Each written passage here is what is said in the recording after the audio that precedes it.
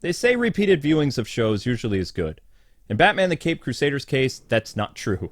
This show doesn't even try to hide its obvious bias. And this show was not made for Batman fans. It's a mask to appeal to Batman fans. But at the end of the day, no. The show has so-so writing. The noir stuff is interesting, but they constantly punch you in the face with 2024 talking points, even slang and other things that have no bearing in the 1940s. This was supposed to be a 1940s Batman story where we could shut off our brains, stop, basically being all divisive and divided against each other and enjoy a Batman product. And that's not what this show is. It's just in your face, like straight up propaganda. And this is the kind of person that Bruce Timm is. This is why when people say, were you excited about the show? I said, as soon as Bruce Timm said modern audiences, I started to literally have my skin crawl, because without Paul Dini and without some of Bruce's original team from the animated series, he makes very cringy stuff. He doesn't have any breaks, and he has no one there to tell him that something is a bad idea. Bruce just does whatever Bruce does. And a lot of his movies outside of the Fatal Five are all trash. They are. They're basically Bruce Timm living out his little fantasy, and just that is what the Caped Crusader is. The Caped Crusader is if Bruce Timm could go back in the 1990s and do whatever he wanted with Batman the Animated Series. And basically he says, F the fans. That's pretty much the clearest thing that I can say. He even said it in an interview, so I'm essentially quoting the man. The animated series was made for Batman fans, and it was something that is timeless and literally a product that you can pass on from generation to generation. And it will always work. It will always be fun. It will always be well written. It will always be well acted. This show, I will be honest to God surprised if it survives another season after season 2. We know season 2 was greenlit, but I mean, now that people have seen the show, my gosh. Oh boy. Anyway, let's try to dive into the episodes as best we can. Starting with episode 1, which this video is titled The Treacherous Waters of the Caped Crusader. So this show essentially begins with a stoolie in big trouble for ratting on the Penguin, who is trying to start a gang war in Gotham against, I believe, the Falcones and Rupert Thorne. Now, Rupert Thorne, if you don't know, is a big draw for Bruce Timm, because back when he was working on the 90s show, which, yes, this is a spiritual successor, you moronic haters. Do you know what spiritual successor means? I'm going to use small words because your brains are the size of frickin' peas, okay? Spiritual successor means it's supposed to be inspired by something. It's not the continuation of something. That would be called a sequel. You might want to write this down, because when you reply in the comments, you'll look less like an idiot, okay? So, spiritual successor does not mean sequel. It means inspired by original works, or a tribute. This show essentially uses the same animation style as Batman the Animated Series. Even the Gotham City Police Department is a flamboyant ripoff of the police department from the animated series. It's identical. So literally, he is putting Easter eggs in this from Batman the Animated Series because he worked on it! You morons! Anyway, let's talk about this show. Yay. So Penguin deals with the stoolie, and they make it very ambiguous to the audience that the Penguin is a larger-than-life man. In fact, they just want you to think that, even though, before they made that stunt and said, oh, Penguin's a woman, we're stunning and brave, blah, blah, blah. So Penguin deals with the stoolie. Then we have a sequence where we actually get to meet Batman, and he's going to deal with some Rupert Thorne thugs. Wow, I can't believe I said that right. And we see some of Batman's gadgetry. He's trying to mess with the thugs. He turns off the lights. Classic Batman animated series stuff. And then we actually get to see what his smoke bombs look like. It's literally tear gas canisters. And one of the thugs is dumb enough to shoot it. And of course, that all shrouds them in smoke, and Batman goes through and knocks some heads. Some of the guys, like the bad guys, turn on themselves and they shoot each other. And Batman doesn't care. He's like, doesn't matter. Moments later, the entire place explodes, and Batman's like, what? Then, of course, we have the cool intro, very noir, whatever. Then we have Batman in the Batcave, and for the most part, it looks like it's going to be an interaction between Alfred and Bruce that we've seen, 100 times over. Bruce and Alfred are discussing the case, sitting in front of a map of Gotham, which is supposed to be an Easter egg for Adam West's crime board or map of Gotham City. I read somewhere that that actually is an Easter egg for that. But then, of course, as Batman is going through his stuff, he calls Alfred Pennyworth, and that really irritated me because, one, it shows that he doesn't like his butler. He doesn't even refer to him by name. And bear in mind, this is the man who raised Bruce after his parents were, you know, callously killed in front of him. And he has no love in his heart for Alfred whatsoever. Like, Batman is a jerk. He calls him Pennyworth like he's frickin' Damian Wayne. And I can't stand that.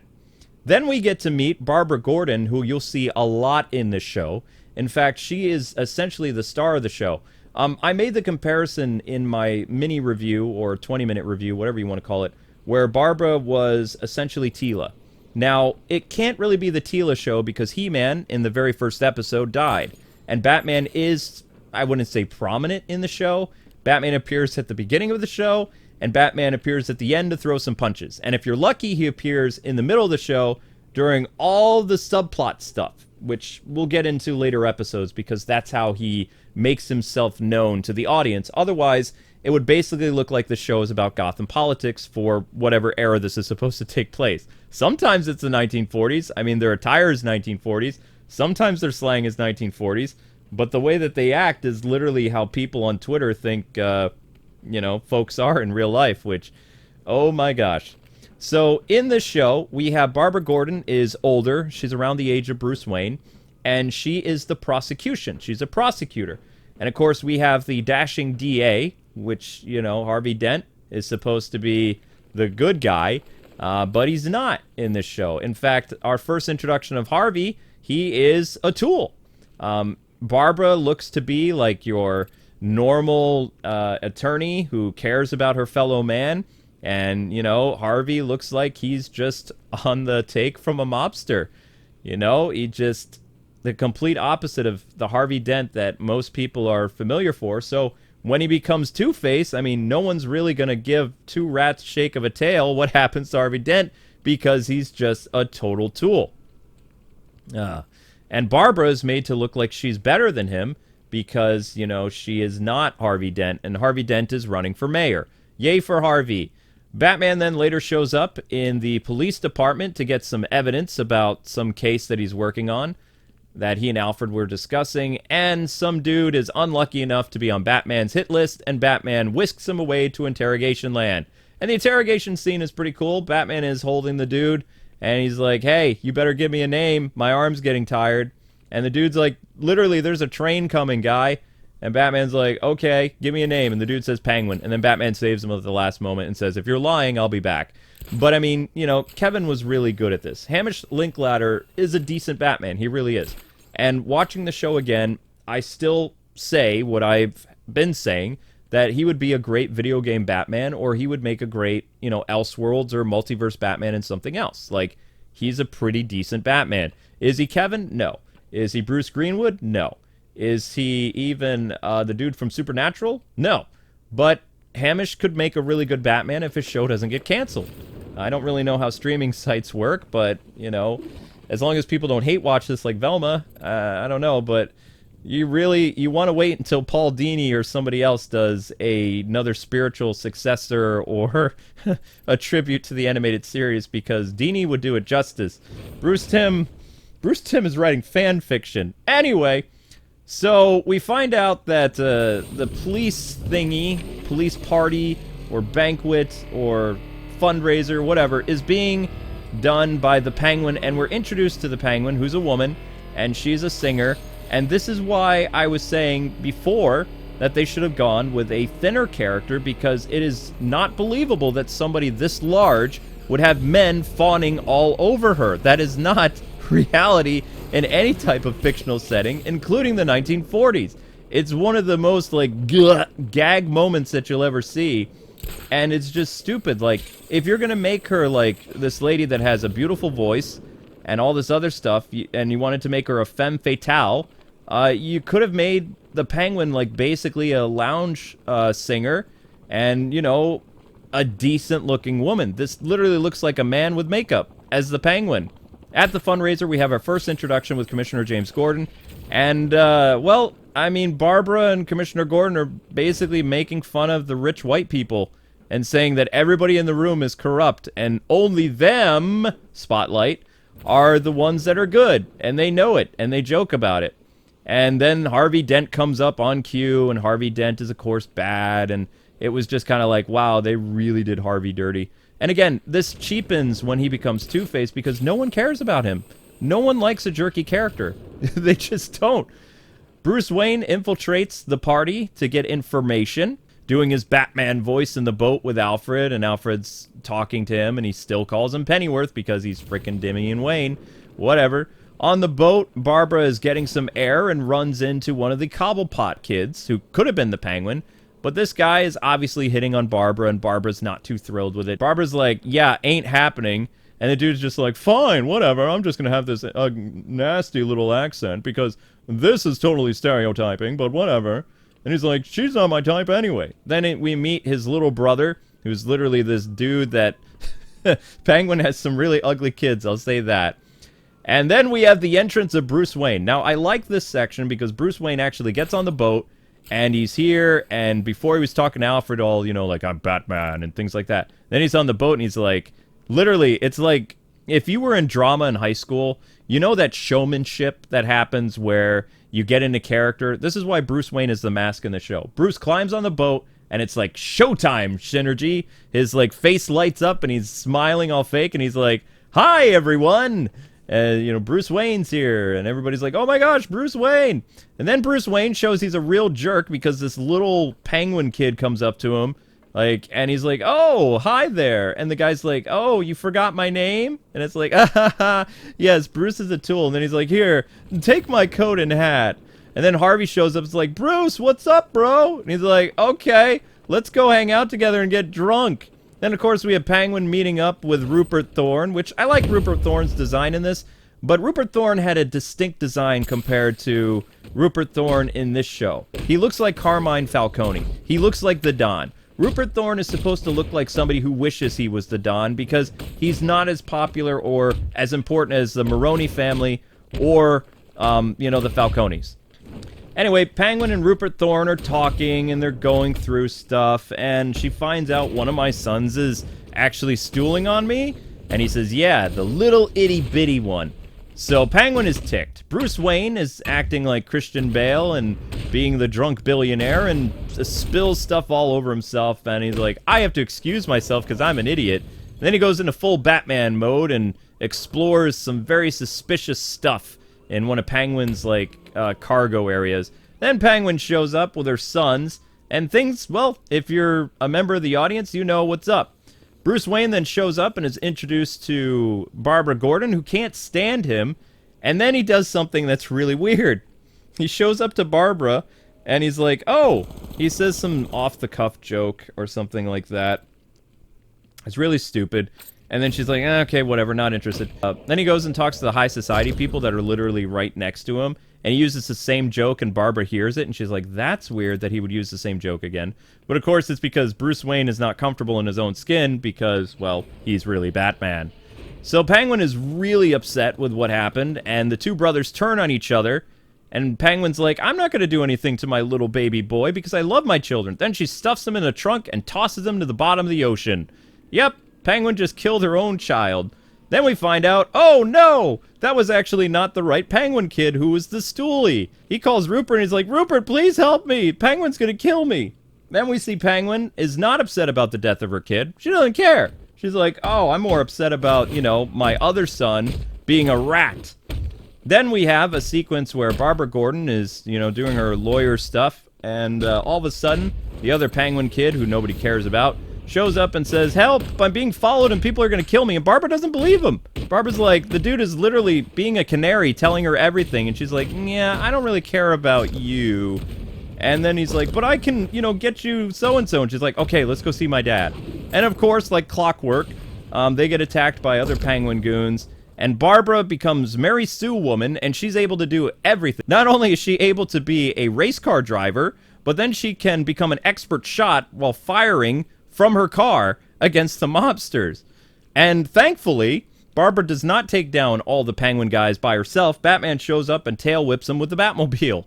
And it's like, okay. Then, of course, we have a moment where it turns out everybody inside the police department is all bad. Like, every single one of them except for the Gordons and Renee Montoya.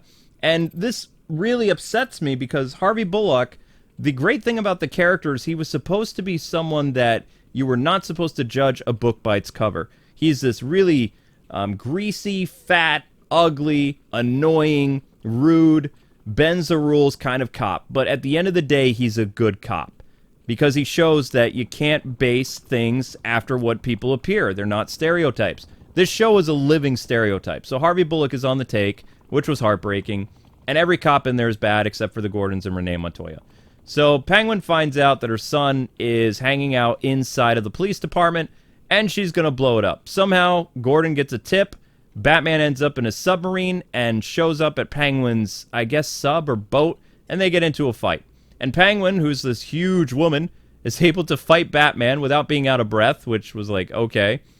And she ends up, you know, destroying the police department, but somehow everyone, of course, miraculously gets out before it explodes, and Penguin's empire goes down in flames. And then Batman's like, wait a second, this is bad because, you know, Penguin was basically keeping all these other mob bosses in line, and with her gone now, there's going to be a massive gang war, and Gotham is going to fall apart. And it's all my fault. It's like, it's not your fault, you idiot. You actually saved the day, but whatever. Let's make Batman look like an idiot, and the Gordons are the smart ones. And that is the end of Treacherous Waters. That is the show. And it's just... Treacherous Waters is what the show is. They go out of their way to completely character assassinate so many different characters while just trying to get brownie points for Twitter. Like, literally, everything about the Penguin is just like what is illustrated today, that you can be whatever size you want and be healthy and be successful and all this other stuff, when this is the exact opposite of what the mantra of the 1940s was. And it's literally, this show is a mockery of what not just the 40s morality was, but also just what it was like living there. If someone time traveled from the year 2024 and you ended up in the 1940s, you would hate it because you wouldn't be able to deal with how strict and like tight that like society was. The people there worked very hard. The people there ate balanced breakfasts. They had like meals that had fruits, veggies, and meats and proteins. You know, they didn't complain about what they ate. There was no vegetarians or vegans or soy this or that. You ate what was in front of you and you shut up. You know, you didn't complain. You did what you were supposed to. You worked hard. You slept a good amount of time, and you loved your country. You were good to your neighbors, and you were an upstanding citizen. And they don't even illustrate anything that really happens in the 40s. Once in a while, the show actually, you know, stays true to the 40s aesthetic that it's going with, and then it completely breaks character and throws stuff in from 2024 that didn't belong. Who is this show for? Because it's not Batman fans. It's not for people that enjoy the detective stuff, because the detective stuff is almost a subplot of the show. Yes, Batman investigates and he does cool stuff, but most of the show is about Barbara Gordon, is about the police department, Renee Montoya, is about Harvey Dent, sort of, you know, being the villain until he becomes Two-Face. Not in this episode, but you know where I'm going with this. You know, if they would cut out all the subplot stuff, or a good chunk of it, you wouldn't need a 20-minute episode because it would actually have better pacing. And you could just focus on, you know, the actual main character doing stuff. Because a lot of the other stuff where they shoehorn Barbara in to show her amazing Mary Sue powers, it really drags the show down sometimes. Also, when you show every cop is an idiot except for Renee Montoya, even Commissioner Gordon is made to look like an idiot, and Renee is the smart one. It's like, what are we doing here? Why are we doing character assassinations of all these great characters? Now, in my defense, I was very tired when I watched the show the first time. I probably dozed off during some of the more boring sections, and then when the music like really climaxed and got big and bold and Batman showed up, I woke up. Because the first time I watched this episode, I was like, wow, that was really interesting. The Penguin wasn't that bad. Now, the Penguin's insufferable. She's annoying. She's pretentious. You know, her goons are fun. Her sons were fun, and then she killed one of them. And it's just like, I don't know. I'd probably give this episode a 5, maybe, or a 6. Leaning more toward a 5 than a 6. It's just, I don't know what they were thinking. Like, they had such a talented group work on the show, and they just, like most DC things, they tripped at the finish line. Will it get better in episode 2? No, but you'll have to wait until tomorrow for that review, because I don't want to do that one today. But anyway, in the comments section below, tell me what you thought about the first episode. Did you enjoy it? Did you notice certain things that are very obvious? Let me know in the comments section below. Anyway, people, that's it. That's all. I'll be back with your next review about the Clayface episode next time. Alright, catch you later, Internet. I'm gonna go watch an episode of an animated series to cleanse the palate, because I need to actually have a good story before bedtime. Later.